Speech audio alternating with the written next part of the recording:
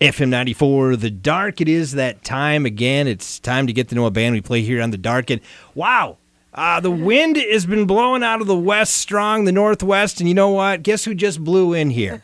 The band Vajra is in studio right now, on their way from Moorhead to Mankato. Joining right now is Anna Maria, Dave, which have been here like about a year ago. You brought some new guys, too. Shu and Daniel, too, are here. Danny is here. How are you guys doing, by the way? We're doing well, thank you. We're doing very well. A little tired. Yeah, I think everybody's kind of tired. It's great to see your faces, man, because I tell you what, we had a great time here last year at the Dam Bar, which is no longer, it's changed names and all that kind of stuff, but you guys played here last year in Little Falls. I know it wasn't the biggest of crowds, but I think you did gain some new fans being here, didn't you? Yeah, we did. We had an awesome time. That was a good night. Yeah. And then, of course, that day after, you went to Rockfest and played there. What was that experience like for you guys? That was really cool, except for the fact that it was also an aberrant cold day. That's true. It was. So it was kind of wild, but that was a really cool thing because I remember it being really rainy also. Yeah, in the summer. I remember it was like but it was an amazing experience to play in front of all those people, so that was really cool. All right. Well, so in the summer you were here, it's probably 80 degrees, so I bring you today when it's like 20 degrees, so. Last time we were up this way, it was snowing. We went to Prince's house. Oh, that's right. Right, yeah. How was that, by the way? Religious. I know you're a big Prince fan, aren't you? Yeah, I was like, I was like tearing up. It was so like, it was wild, and I felt like his energy is here. His energy is here. And it's an amazing tour because they let you spend a long time in the house. Right. Like you could soak it out. You could really get the experience of where he lived and worked and where the music was made. The studio itself. Yeah. And he had like Indian tapestries and stuff that were there and candles, and it was just, you can kind of imagine the process and stuff. Right. Hey, let's talk about what's going on with you guys right now. Currently you're out on a tour. Let's talk about that a little bit. What's going on? Yeah, so we've been out on this, this is the Shadows tour. For a couple weeks, like 2.5 weeks, I guess now. This is our last week. And then we head home, and we go to New York, and then we head to Toronto. But we started in Birmingham, Alabama, went through the Southwest to California, and then we're making our way back. Where it was nice and 80 degrees and sunny. Hot and sweaty. The one thing I want to talk about on touring, you got a chance to go overseas, didn't you? Yeah, we went to Sweden. That was to find the others tour. Yeah. What was that like going overseas? Sick. Well, I mean, have you ever been overseas before on tour, or is this the first time? Not on tour with the band, no. Okay. What was it like over there? And I guess what was the response that you got from the folks overseas? It was so good. Yeah. The one thing that I enjoyed, we played a festival over there. It was like a multi-day festival, but we also scheduled another show outside of the festival city, and that was my favorite show of that tour because it was people that weren't there for a festival. It was just a local rock and roll bar, and people in the city that we were traveling from were like, you don't want to go there. You don't want to go there. It's just like depressing or whatever. It turned out that they were so welcoming. This American band no one there has heard of, and we had a great crowd, great response. We stayed in the club upstairs and slept there. Hung out all night with the people, and just like that to me was the experience of playing outside the country, outside the United States. It was just, to me it was. Just like so memorable, like life-changing. Like, okay, there's a whole nother world out there you can play for, and people will respond. Yeah, they're very receptive, and we were well taken care of. Yeah, you were kind of playing tour guide. I remember on Facebook you had gone on and said, "This is where we're staying. This is our location." All that kind of stuff. Cabin in the woods. It was so cool. Yeah, he didn't have internet. Like he had like a wire modem kind of thing because he's like, I know. It was crazy because it was all natural and it was all like for him organic, and he's vegan, the dude. And there were horses, there was the dog, there were the sheep that were there, and it was just an Airbnb. Lovely. It was just a beautiful place to stay. It would have been perfect to write. So we started writing on our day off some stuff. But there isn't much time, Right. But it was so inspiring for that. You could feel it.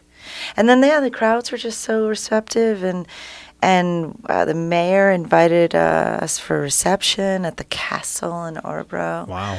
So it was just crazy, It was crazy. Did you feel like royalty going to the castle? I did feel like royalty. I mean, she greeted everybody one by one, and then we had like cocktails and like a little bit of nibbles, and it was like just formal like that. Like, oh my God, I can't believe this is what anybody else who would have been formally invited. This is the way anyone would be received, Right. So it was just wild. It was Wow. cool. Shows were good. Speaking of wild, on your current tour, something just happened recently down in Vegas. In fact, yesterday it got posted on your Facebook page. We're gonna share that on our Facebook page too after this interview, so everybody listening should check out The Dark. But anyway, what happened? You had a strange fan come after you, or what? Dave, why don't you explain it? Because you were up there jamming away, and all of a sudden, this female came up to Anna Maria and decided to put her arm around her. It all happened rather quickly. Yeah. But apparently, this woman was sort of she thought that we were demons. And then we started our show. Yeah, she told, when I was lighting the incense, because I have the whole ritual, she told the other band, they're all demons, all of them on stage. They're all demons.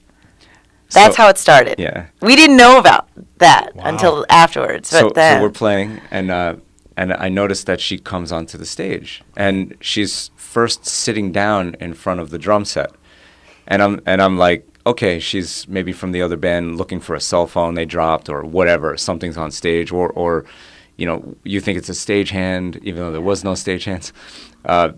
You don't really know. And then she came up to me and started like trying to grab at me or dance with me or whatever. And I'm playing guitar, so I'm like, no. And at that point, I knew she was just kind of a drunk woman. And then she went over to Anna Maria and was trying to dance with her, and started to strangle her. Right. And I tried to grab at her, and it looked like a wrestling match.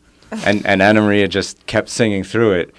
But I also noticed what the video doesn't show is that as soon as she did that, 4 security guys came running up. Right. And there's a photo of that goes with the video of one of the security guys tackling the woman. Right. But it was definitely surreal, It was totally surreal. Yeah. And it was an outdoor venue.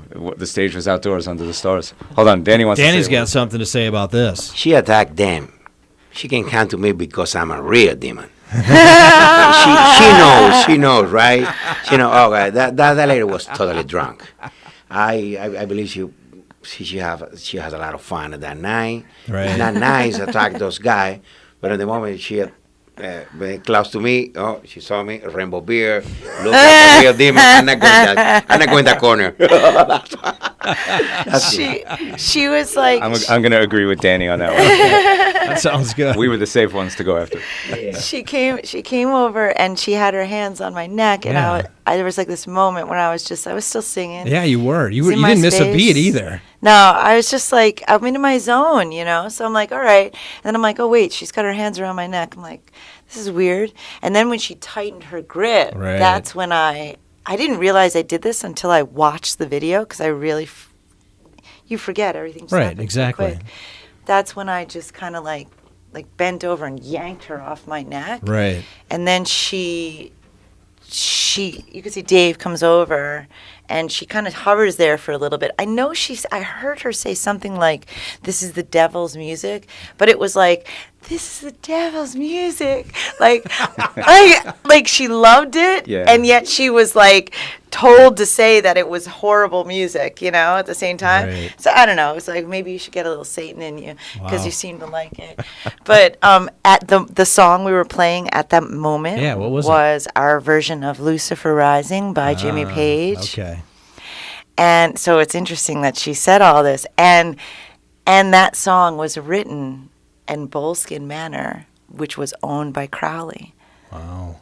So I said to the other band when we got there, she's like, we're gonna have a good show and whatever. And I'm like, yes, we will have a good show. We're gonna conjure souls. And we did. You did, absolutely. So I'm very, we achieved the purpose, The one thing that brings up, though, is that, there's been a lot of incidents that have happened with people on stage and that. And, you guys are in the moment. You're enjoying it. You don't think about that. No. And you have to, hopefully, and luckily security was there in a heartbeat to take care of it. And luckily what happened was something that was quick and easy to deal with. But does that ever go through your mind with how things are now today in the world? No, it never goes through my mind. No, it doesn't. And like I said, when she first came onto the stage, I thought she was supposed to be there. She worked there. She was looking for something. You just don't think it's someone that's going to just, go off on you, Yeah. The whole show is like a ritual for me, and I go into a space, and so I don't, I'm like half here and half somewhere else at the same time. It's like, it's a different zone. It's one big meditation, So, no, I don't think about that at all. Right. She easily could have taken a knife out and done whatever she wanted. That's what's scary a little bit, and that's the thing. I mean, sometimes people aren't in their right minds and do some real wicked things, which we've seen just recently, haven't we? Yeah. So well, I'm glad to know that you're safe and everything's going well. And I know there are a lot of fans out there that are definitely happy to know that everything is well with you guys. At the end of it, we you're in the moment, you're playing something like that happened. It was actually kind of fun. But then the staff was apologizing to us. Yeah, they were so apologetic. They're like, "You're okay." Like, oh, that, yeah, oh. Right. We didn't even, I didn't even remember. I'm like, I love that situation because the staff give a free bar. Some bars for you guys, whatever you want to drink right now. Of course, yes. Come on. So Danny, what he's saying is that you should plant somebody every place you go, and kind of now you can see. And that at first, I thought maybe it was part of the act too. Well, I'm sure that's what security thought. Right. And then when they saw me yank her off of me, then the way. Well, she like lunged at me, you can see. And then that was awkward movement. And then when you see on the throat, that's, again. And then when I lunged off, those are the three signs, I think. And then they were just like, enough is enough. Right. I have a lot of fun in that situation. So I saw everything in the corner when I was playing. Yeah. I have the angle. I saw everything. So, and I have a lot of fun with this guy fighting with that girl. Well, I'm so glad that situation not getting bigger circumstances, consequences. Right. But it's okay. It's one. It is. On the thousand. Well, let's move on to the song "The Mirror." This song blew up. It hit the top 30. I think it's your first top 30 song ever. It was on the Billboard Indicator, under the radar charts. Congratulations on that. 27. It's about time, right? Yeah. Talk about that a little bit. What was that feeling when you finally realized it hit the top 40 and then eventually got to the top 30? I was. There is a distinct moment. I was mountain biking in the woods, like 7 miles in by myself. It was sunset. Well, actually, I was there for the whole day, and I was doing a little meditation. And what came to me as I was looking at the sky and everything, like everything is going to change.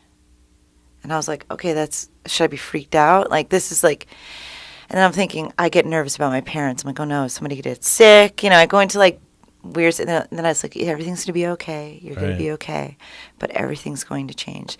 So then I stayed there for a little bit longer, watch the sunset, and then I go up to the top of the mountain. I have a routine. I go to the top of the mountain, and then I watch the sunset up there. It's called Castle Point, and then I ride down and do this like wicked switchback really fast downhill.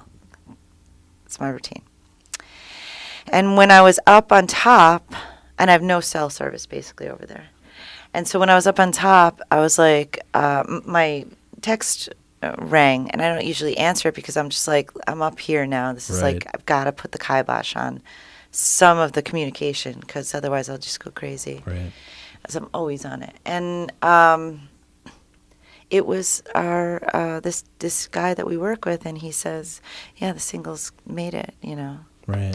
And so I was like, whoa, that's pretty wild. So let's see what happens, And not much has really changed, Everything kind of still stays the same. But, opportunities open and stuff like this. Well, so it felt really good. The cool thing, too, is it had some stayability. I think it was on the charts for about 12 weeks or so, too, which, sometimes you'll get a new song, they'll get maybe 2-3 weeks, and they'll just get into the top 40, and then they drop off. But you got a lot of airplay across the United States there for a while. Yeah, and it was the #1 most added song on the Billboard Mainstream Rock Indicator chart. So that was really cool, too. So we want to... we don't write for radio. We don't write for certain audiences. We just kind of write. Yep. And so it felt good that others were, hearing this and appreciating it and wanting to listen more, Absolutely. So it was coming from us. And Danny was a part of that. Very cool. And we're kind of crafting our sound, which has been a difficult thing because we've had different members in the band. Right. So it's hard to hone, your particular sound when you have different varying influences. So we've just kind of kept on going, and I think we've got a strong base now where other influences will be flavor, but we kind of guide. Right. We're talking with Vajra. They're in studio here. They're going to be leaving shortly because they have to head on down to Mankato and rock out there tonight. So they're rocking in Minnesota, so that's a cool thing. And hopefully they'll be back again. So after the Mirror here, what's the next step, I guess? And I know you have an EP coming out soon, too. So give us what's going to happen now. Sure. We're heading into the studio with a producer in L.A. in January. And we're going to be recording the music for the first and the second EPs in the trilogy series. And the release for the first EP is called Irkala, and The Mirror is from Irkala. So this is going to be the second release and the full release of the EP. We're targeting probably April, late spring. So it depends on how the recording's going to go in January. Right. But probably it'll be April. And we'll be coordinating also, we'll be teaming up with Pledge Music to come up with, and we've created like a bunch of experiences and special exclusive items and stuff so that we can include the fans in this process. So it used to be that people had record labels to, support and all of this and be a part of it. We don't have that, and we're not, that's not here for us. So that's not available for us. So we thought, well, why not have the fans get involved and have the fans be a part of this process? And it doesn't need to be separate anymore. Everything is kind of intermingled already. Right.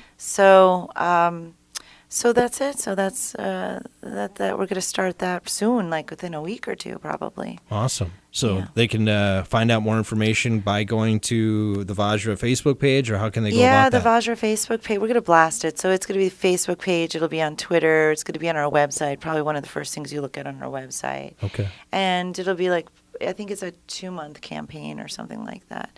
So just prepping for the album. And there'll be like exclusive downloads and pre-releases and stuff and behind-the-scenes information that only people who pledge can access. So it's cool. It's a really cool way to be like an insider fan, And we have a lot of insider fans, which is cool. Right. Well, you got to have that. And it sounds like, and it seems like, each venue you're going to, you're growing a little at a time, aren't you? Yeah, I mean that's the only way to do it. Social networking is one thing, but you can social network if you're great on Facebook and no one comes to your shows. What good is it? You've got to go out there and play. There is an old school component where this one tells this one tells this one, and our show is a different show. Right. It's not, just a bunch of musicians getting up and playing. There's an experience that we try to capture and sit in and invite the audience to sit in that space with us and meet on that other side. So you can only access, you can access kind of through the album. If you sit there, that could be one big meditation for you. But the live show is a whole different experience. We have to get on the road and do it. It's rough. And you got to watch Dave. He rocks out up there. And I know you don't ever get a chance to see him because you're too busy up front singing. And doing your thing, but I mean, I've seen some videos. I know Dave. The best thing about Dave, too, is I noticed when you're on Facebook, you'll like show a picture of Dave, and Dave just has this face. He just stares at it, looks at you. Oh, Facebook Live. Yeah, Facebook Live. That's just his, yeah, that's his thing. He doesn't even say anything. Oh my God, that was another thing that happened. The SWAT team when we were in the hotel. This tour has been crazy. I don't know what's going on. There was a SWAT team. I'm sitting at the pool, lounging for like 15 minutes. You know, like, oh, this feels so great. We're in paradise. I don't even know, where were we? It was in Arizona. Tucson. Yep. Yeah. And I'm like, this is just paradise. This is so beautiful. This is just so amazing. And then like a cloud, I see men with rifles and helmets and like a smoke drift from the corner. And what is going on right now? What is going on in paradise? And I'm like, where do I go? I'm like, and he pointed out. So she's. I get up and I'm like, where do I go? Because I don't want to be involved in a shootout. Looking for a place to hide. And I'm like, why don't you just go in the pool? He's so right. I should have gone in the pool. So easy. No, I get out. I'm like standing behind the fence because it was a fenced-in area. The pool's fenced in. I'm like out over here, like watching intently, waiting for the shots to be fired, getting ready to run behind the building, the brick building. None of it happened. So basically, they got this dude, and there were no shots fired. But it's a swap thing. It's catching a drug dealer. Yeah. I tell a story of a friend of mine, and he said, you know what, man, I'm at the border with Mexico, swap team coming to catch you some drug dealer. And a friend of mine told me, be careful. They don't like Latin people. No, they don't like Mexican. I'm Cuban. I'm not Mexican. So I can't, you know. So, but it's it was terrifying. So watch those people swap team with a whole bunch of the guns as it was. It was funny too. Everything's funny. I mean, crazy stuff on this tour. I don't know what's going on. So here's the deal, Central Minnesota. When they come back here sometime next year, 2018, something crazy is going to happen. So you got to be there, right? Something is bound to happen. Something is happening. Oh, then Beatrix got attacked by ants. The ants. I had a nightmare. I just actually had a nightmare when I was napping in the van about that. There were ants came back. And I had to respray. And Beatrix is their van, the red van. And I see it's still alive, which is great to see. So, please, yeah, that's good. Yeah, let's touch wood. She's very needy. Yeah. Oh, we're gonna get the ant story, and then I know. Go ahead. Where were we in Alabama? Birmingham. I was driving, and I parked the van in the parking lot of the motel. After how many hours? After a lot of hours of driving, and I'm like, oh, here's a nice spot out of the way in the corner near the trees. And little did I know, I parked on, I guess, an anthill, but those anthills are huge. And the next morning we had to get the brakes done. And she goes out to the van at 7 a.m. After 2 hours, there 2 are hours of sleep. Quite literally tens of thousands of ants all over the van, covering it. Wow. Covering it. It was insane. I saw it afterwards. She had to bring it to the place to get the brakes done, and they were like, your van is infested. And we're like, what the hell do we do? It's a van full of band equipment and all this. We live in that van. Yeah. So what we did was we went to Walmart and got some bug spray and literally like bombed the outside of the van.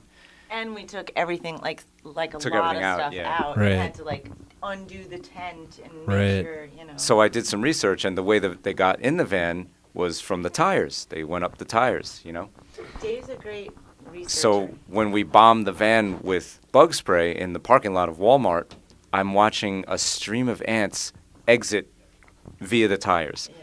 It was incredible. The parking lot was covered in ants. They were getting out of town. Yeah. Wow. So that's what you do if your van gets infested. Just spray it with bug spray all over the place. We did not spray the tires. We made sure No, you don't spray the tires. We were worried about. Nice. The floorboards, outside, not inside. Right. They didn't really get in. It was mostly the perimeter. Okay. And the floorboards around where the doors are. Right. So, we were lucky that they didn't actually permeate the inside of the van. So is that maybe your next song is going to be about ants or something? Probably. Yeah. Yeah. There you go. Hey, I know you guys got to get going here, but I guess one more thing for you. What's the best way for people to find out more information about the band Vajra? They can go to the website, www.vajra.com. thevajratemple.com. It's TheVajratemple.com. Thevajratemple.com. We also have a Facebook page. Vajra, we have Twitter, we're on Instagram, all the major outlets. And most of the time it's like /Vajra Temple. And it's V as in Victor. Very cool. Very cool. Hey, thanks so much for having stopping us. by. And we could talk forever. I know you guys could, but I know you got to get down to a show too, so I don't want to make you late. So, because obviously they're big supporters down in Mankato too, aren't they? They are. Spence has been really awesome. Yeah. Yeah, it's been really cool. And we won they have a cage match, and we've won that several times. So that's really cool. The fans are good down there. And Dino's Pizzeria is delicious. Delicious. Oh my God, the pesto's ridiculous. There you go. Although the load-in at this place that we're playing at is the worst load-in in the country. Oh boy. You got to go up these like rickety outdoor metal stairs into a second or third floor. Even worse than it was here last year for you? I think so. Yeah. Of course, you were acoustic, so you didn't have as much stuff to bring up, I suppose. This is bad. An outdoor metal staircase. Wow. You got to go to the third floor to get and you got to drag your amps and everything up these stairs. So we'll see what happens when we get there. Wake up, I guess. That's the thing, right? That'll wake you up. And when it's 20 degrees out, it's going to be fun. Absolutely. All right, we're going to play your latest song, The Mirror, your top 30 song. Thanks so much for joining me once again. Thanks for having us. Once again, Anna Maria, Dave, we got Shu, and also Danny over there. The band is Vajra. The latest song is The Mirror. You're hearing it right now. It's on the dark. It's right now. It's on the dark. It's right